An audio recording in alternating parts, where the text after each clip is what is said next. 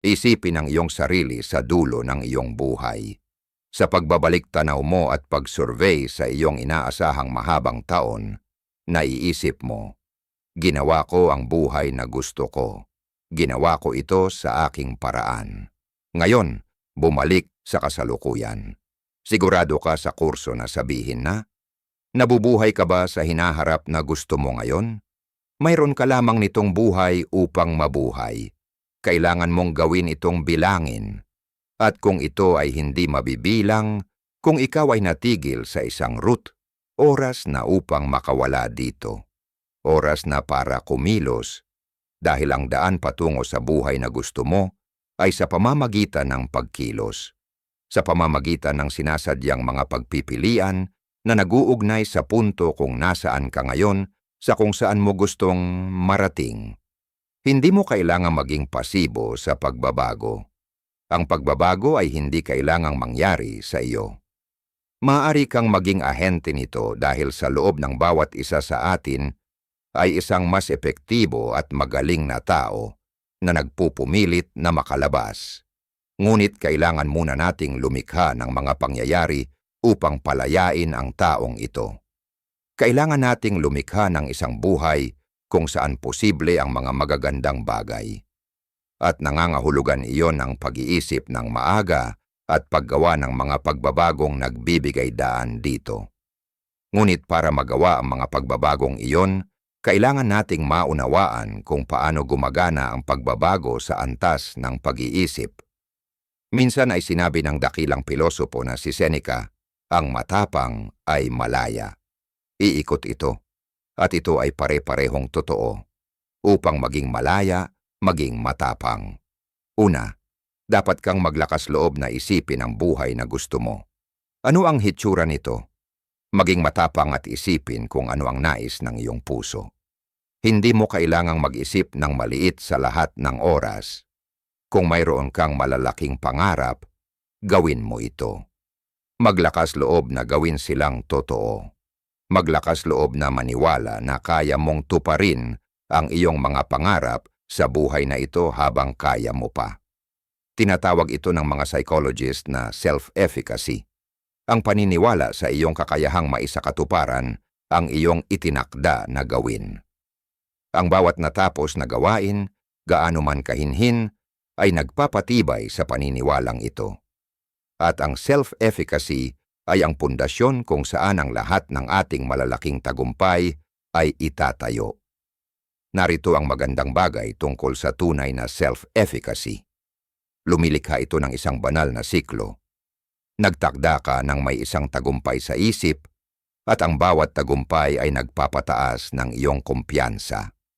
Ang pagtaas ng kumpiyansa ay humahantong sa mas malalaking hamon. Ang mas malalaking hamon ay higit na nagpapalakas ng iyong kumpiyansa na nagbibigay daan sa mas malalaking hamon. Bago mo alam, nakakamit mo ang mga bagay na akala mo imposible. Lahat dahil nagsimula ka sa maliit na bagay. Ang katotohanan ay ang mga pagbabago sa buhay ay bihirang resulta ng mga dramatikong pagbabago sa magdamag. Ang mga ito ang kasukdulan ng mga pare-parehong mas maliliit na aksyon na pinagsama-sama. Parang stock market pension plan na nagsimula 20 taon na ang nakakaraan. Ngunit maaaring ikaw ay mas matanda at nakakaramdam ng pagod pagkatapos makaranas ng maraming kabiguan.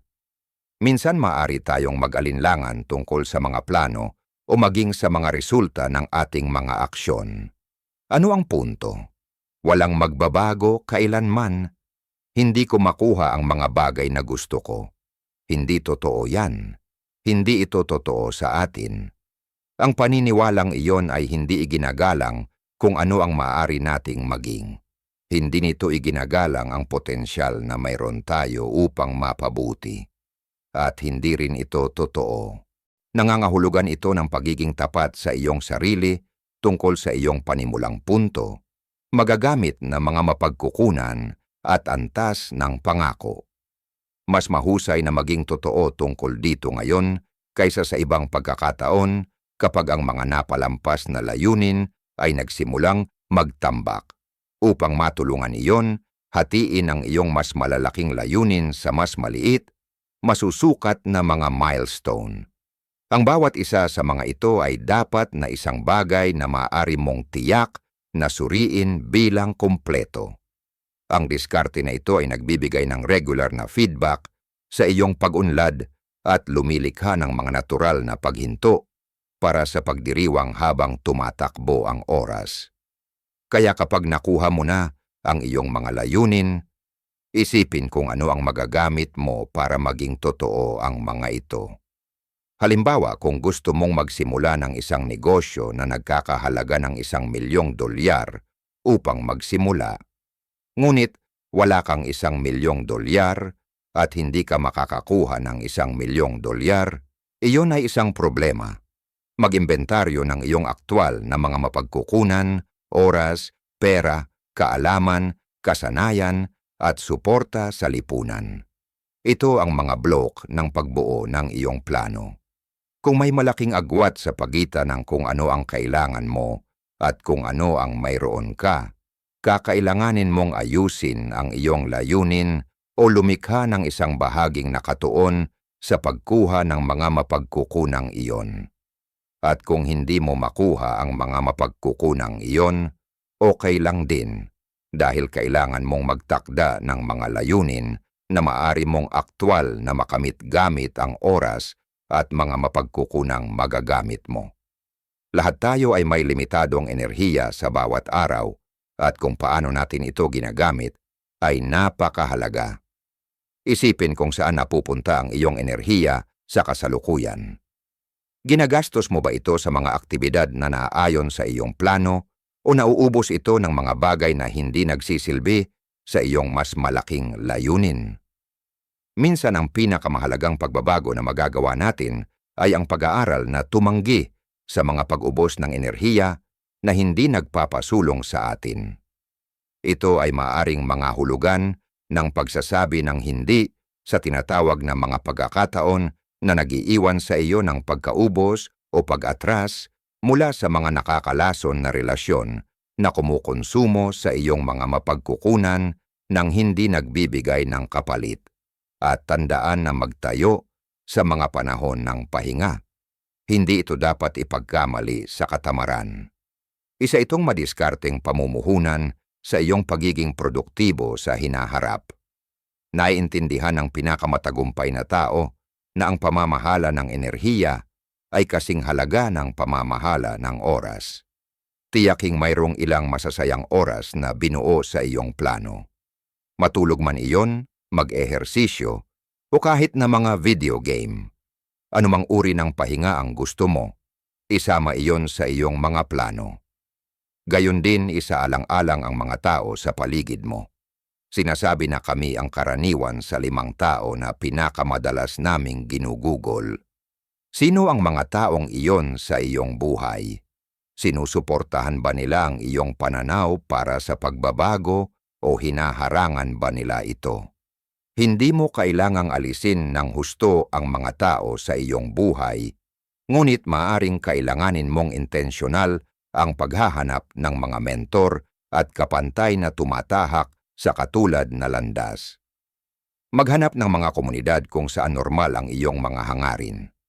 Sa mga kapaligirang ito, ang iyong plano ay akma sa kung ano ang ginagawa ng lahat sa grupo. Mahalaga rin ang mga mapagkukunang pinansyal. Ngunit madalas nating overestimate kung gaano karaming pera ang kailangan natin para magsimula. Maraming makabuluhang pagbabago, pagpapabuti ng ating kalusugan, pag-aaral ng mga bagong kasanayan, pagpapalakas ng mga relasyon, ay nangangailangan ng higit na pangako kaysa sa pera. Magsimula sa kung ano ang mayroon ka at magugulat ka kung gaano ka maparaan. Sa lugar na iyong plano at handa na ang mga mapagkukunan, maaari kang magsimula. Ngunit alam na ang landas pasulong ay hindi palaging magiging maayos. Sa kanilang likas na katangian, kapag nakabuo tayo ng malalaking plano, pinag-uusapan natin ang tungkol sa isang setup na halos ginagarantiyahan ang mga pagkaantala. Hindi mo kasalanan at hindi dahil may nakagawa ng mali. Ito ay dahil ang iyong pinag-uusapan ay nagsasangkot ng isang malaking pagbabago na may maraming mga hindi alam. At kung minamaliit mo ang kahit isa sa mga hindi alam na iyon, makakaranas ka ng mga pagkaantala. Kaya bumuo sa flexibility. Nabigo ang mahigpit na mga plano sa unang balakid. Maaring isave ang mga madaling ibagay. Isipin ang iyong plano bilang isang buhay na dokumento sa halip na isang nakapirming mapa ng daan. Kaya asahan na ang pagpasok.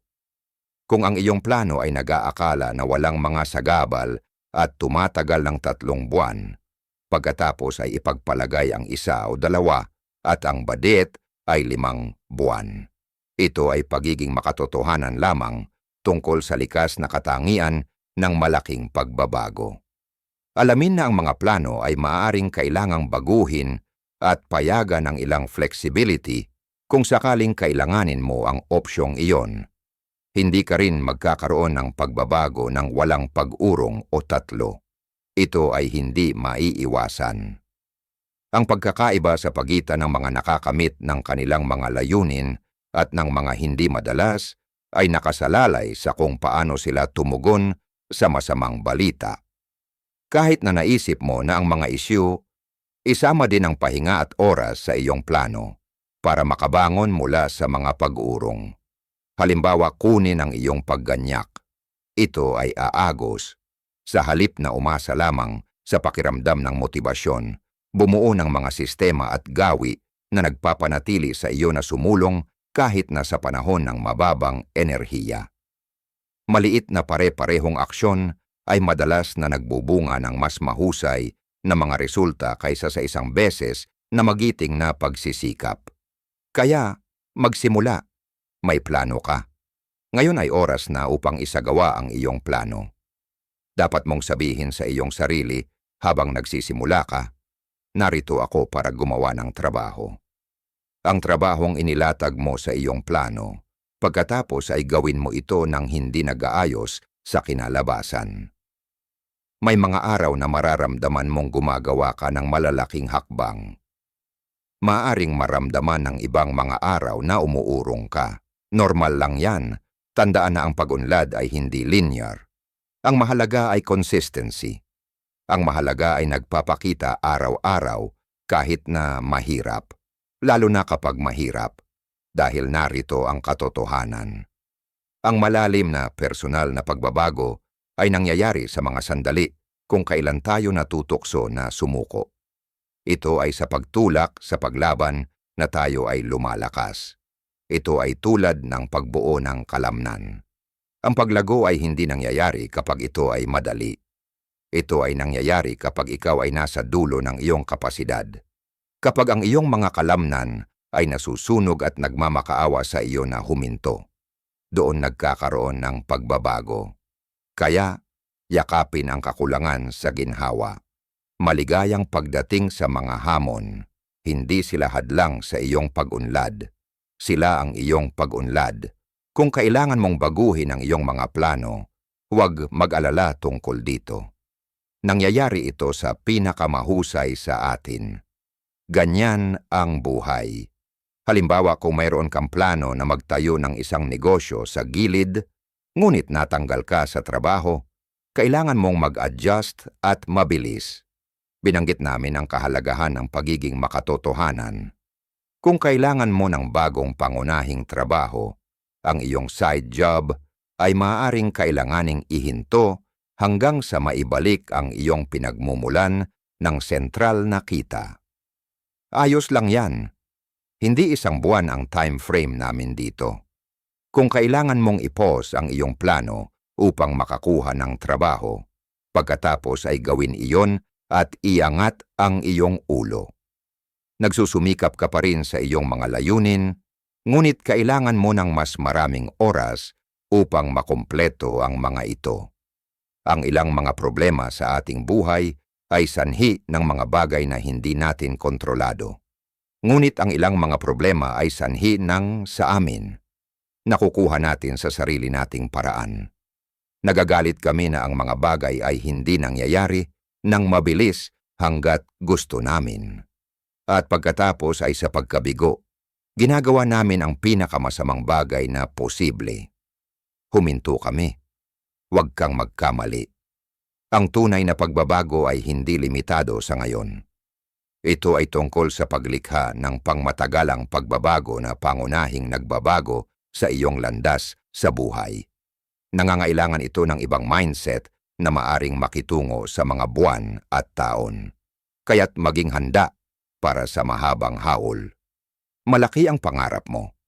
Kaya't ang time frame para sa paggawa nito ay kailangang malaki rin.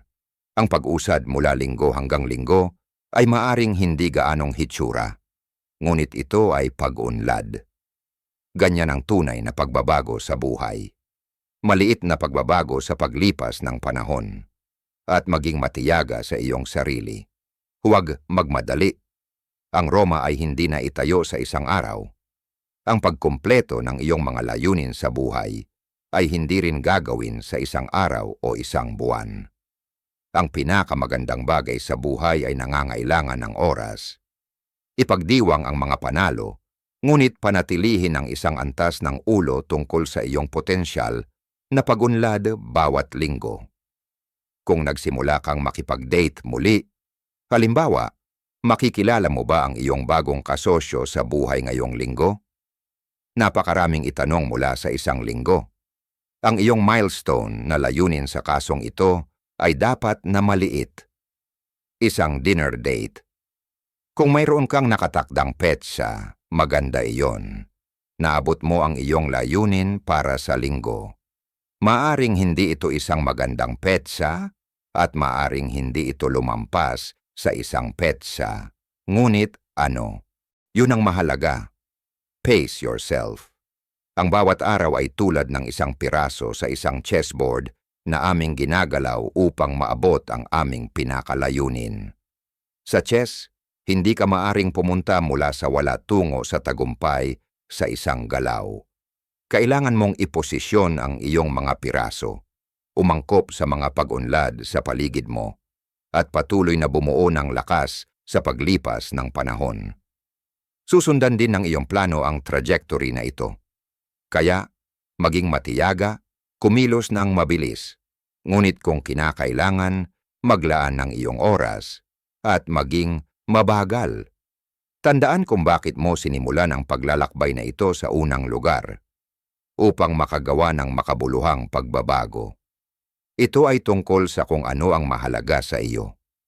Kaya regular na kumonekta sa iyong pinakamalalim na motibasyon. Kapag ang mga oras ay naging mahirap at ito ay magiging, ang iyong mga pangunahing halaga ay susuportahan ka. Ang prosesong ito ay tungkol sa pag-unlad, hindi pagiging perpekto. Ito ay tungkol sa pagpapakita para sa iyong sarili araw-araw, paggawa ng mga hindi perpektong pagsisikap na nagsasama sa paglipas ng panahon sa kahangahangang pagbabago. Kaya gawin ang susunod na hakbang, gaano man ito maliit na hitsura. Magtiwala sa proseso. Maging mabait sa iyong sarili kapag nadadapa ka. Ipagdiwang ang iyong mga tagumpay, gaano man kahinhin, dahil hindi ka na inaanod. May plano ka. Gumagawa ka ng aksyon. At sa pagtitiyaga, talagang bubuo ka ng buhay na gusto mo. Isang matalinong pagpili sa isang pagkakataon. Sa huli, ito ang paraan. Magsisimula ka sa isang plano at pagkatapos ay gagawin mo ito ng paisa-isa. At ang paggawa nito ay nagiging sariling motibasyon habang ang mga bunga ng iyong tagumpay ay nagiging sariling insentibo. Gumawa ng isang hakbang ngayon, magdagdag ng isa pang hakbang bukas. Buuin ang iyong Stoic Toolkit ng isang beses. Ang mga ito ay hindi lamang mga sinaunang ideya. Ang mga ito ay mga praktikal na tool na gumagana ngayon. Tulad ng isinulat ni Marcus Aurelius, mayroon kang kapangyarihan sa iyong isip, hindi sa labas ng mga kaganapan. Matanto ito at makakahanap ka ng lakas. Ang mga pamamaraan na ito ay nagtrabaho sa libu-libong taon. Kaya simulang gamitin ang mga ito ngayon. ang buhay na gusto mo ay iyong kunin. Kumilos sa iyong plano at gawin itong totoo.